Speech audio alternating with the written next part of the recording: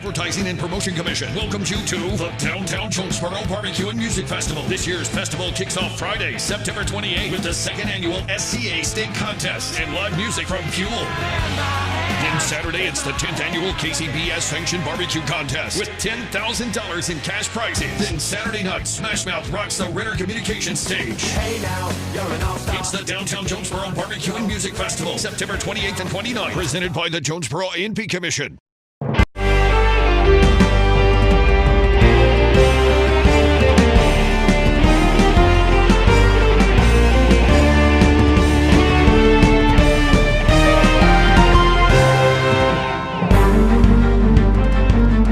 Glad to have you with us this afternoon on NEA Report. This is Stan Morris reporting along with you and some headlines today to give you for your Thursday afternoon. A jury has found a Mississippi County man guilty of rape. This took place yesterday. Willie Antoine Matlock, 46, was found guilty in a Blytheville Circuit courtroom. It actually originated as a case that was a call to the Arkansas State Police Child Abuse Hotline. The victim, now 12, testified that she was abused by the defendant from the age of 5 to 9. The victim's testimony supported by an adult and the sexual assault nurse examiner. Judge Ralph Wilson presided over the trial, and a jury comprised of 8 women, 4 men came to a guilty verdict after deliberating for about 35 minutes. The man was sentenced after deliberation for another 10 minutes, and he was, of course, sentenced to a number of years in jail. As a matter of fact, the jury recommended a 25-year sentence in the Arkansas Department of Correction. Scott Ellington said that he was grateful for the jury's work and for Gina Walker's work on that. Deputy Prosecuting Attorney Gina Knight and Curtis Walker on that. Well, a juvenile is in trouble for allegedly touching a teacher inappropriately. This took place last week in Jonesboro. The juvenile was thought to possibly be on some kind of substance, as a red powdery residue was found in a bag that he was seen throwing in the garbage. Not really sure what that would have been, but the child touched a teacher's behind, and at least it was thought that it might be a felony sexual assault case at first. It was actually later judged to have been more along the lines of harassment. Nonetheless, the juvenile's his behavior was referred to juvenile authorities, and he could be facing charges for that. He was also suspended for 10 days. A man is alleged to have assaulted and imprisoned his ex-girlfriend with a pickaxe. This took place in Jonesboro.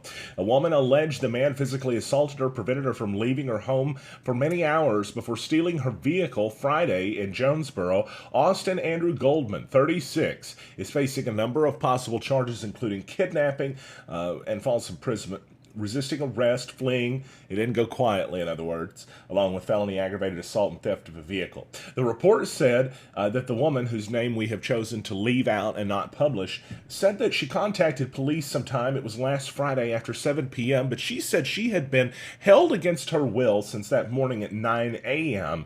This guy came over to her house, Goldman. She described him as an ex-boyfriend. She said she told him to leave, and he replied he didn't have to, nor was he going to, became physically aggressive, prevented her from leaving. She said he struck her with an open hand and actually used the full force of his weight pressed against a pickaxe on her back to keep her from going anywhere. Terrifying situation described there. Also allegedly strangled her by placing her in a headlock, threw her to the ground, and other such behavior. She was finally able to exit the residence. She told police, ran outside, screamed for help. That's when he took her vehicle, and officers pursued the man. They went to his home, which was located through the ASIC computer search at 2700 block of Scotchwood in Jonesboro. They coalesced with other officers, and at least for a moment, the man apparently resisted arrest for a bit, allegedly at least, passively resisting before actually dragging an officer into a bush, but the laser beams from the tasers were enough to give him the idea of where that was going, and he surrendered. He told police that the alleged victim was his fiancée. It was all a big misunderstanding. He said when he arrived at the jail, he had told police he swallowed a bag of ice earlier in the night. They had to restrain the man in handcuffs. He was at the St. Bernard's Medical Center actually throwing stuff around, according to the report.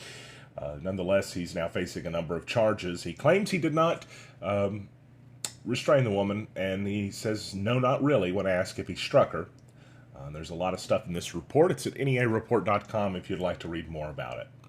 Speaking of crime, a story we told you about first on NEA Report, the Hoxie water employee charged with felony theft. Just running through that one again because there's been a couple of different updates to it. A few bits of new information.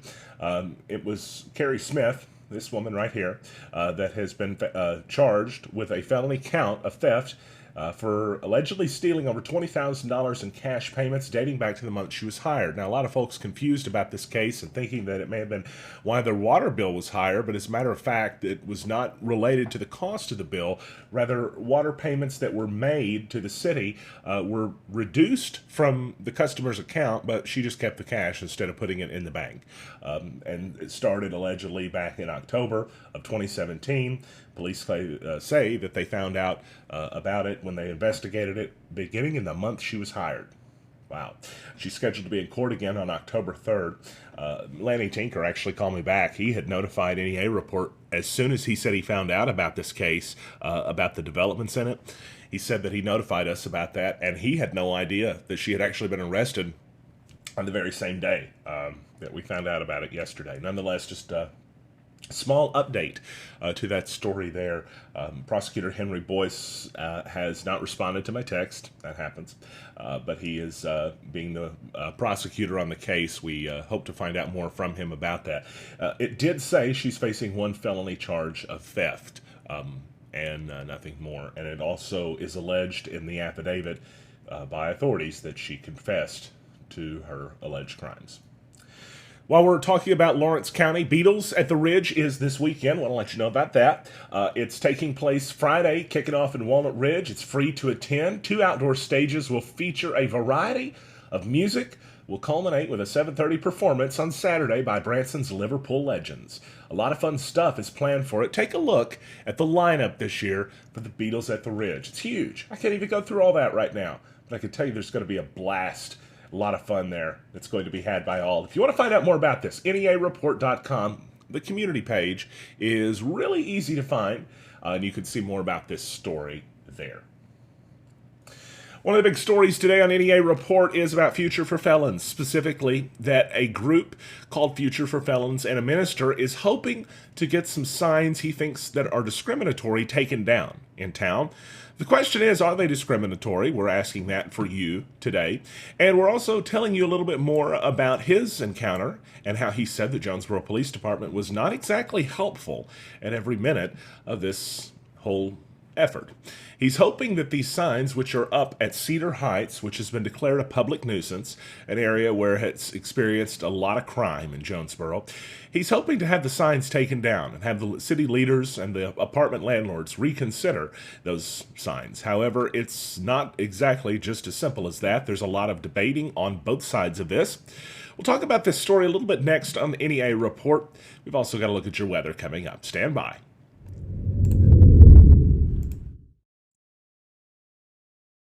Family Medical Clinic of Walnut Ridge and Bono are your neighborhood healthcare providers, and we're now accepting new patients. We know you have a tight schedule, so we're here 6 days a week at both locations from 6 a.m. to 7 p.m. Walk-ins are welcome. In Walnut Ridge, stop by 1045 West Main Street or call us to make an appointment, 886-8300. In Bono, we're on Highway 63 North or call 930-9990. Walnut Ridge Family Medical Clinic and Bono Family Medical Clinic, here for you when you need us.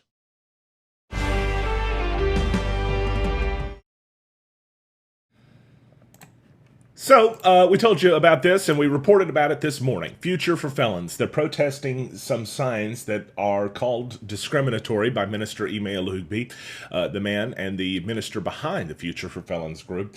He says that signs prohibiting felons from being on a property at the Cedar Heights apartments specifically are discriminatory. So, on October 6th, it's a Saturday, from 10:30 a.m. to 12 noon, Ilugby will lead a protest over the discriminatory signs. He's asking the public to join him, and the protest will be held on the road where Melrose and Cedar Heights intersects. This is the actual sign. You can see it in full there. And it's not just the last line that he's taken issue with, but that's what Minister Ilugby's main concern has been with in this effort. The sign is at the Cedar Heights Apartments, an area where we have been several times because the crime there has been it's been heavy. The sign says this property is declared a public nuisance. Circuit Court of Craighead County has custody of this property, and the property and all persons are subject to search by the Jonesboro Police Department. Ilukeby says that is a violation of the Fourth Amendment, and he also says the convicted felon banning is discriminatory in that it's making things more difficult for people who have served their time and are then getting out of jail. We've seen a lot of people debating about this. All different sides of the aisle are having a good conversation about this at NEA Report's Facebook page, and we're glad to see that, because the whole idea by doing this story was just to increase the conversation and the dialogue. Ilukeby takes issue with the entire message, of course, and we tell you about that in the story we've reported on. But it was interesting because he says he initially planned for a march on September 22nd, but Jonesboro police seemed less than helpful when he was applying for the permit. In fact, I asked him a little bit more about that. He said they told him he was going to have to pay $10 a barricade plus $25 an hour for every officer that was going to be trying to provide security or whatever type of assistance would be needed there. He said police dissuaded him from holding the protest on October 6th because of the upcoming fair. But he also said there was unwillingness to help and there was tension. And he said that Police Chief Rick Elliott and him had a bit of a verbal spar, of course disagreeing on the philosophical nuances of this whole debate. But the landlords seem to be with the police chief and others who decided and are supporting these signs. And of course, that's probably pretty important in this whole thing too. But Minister Ilukeby hopes to change their minds and change the public's minds, and possibly making the ACLU look at this as well. He says he's reached out to them and he hopes to get the ACLU to take a look at this case. So it's a civil rights discussion, and it's just a community debate as well.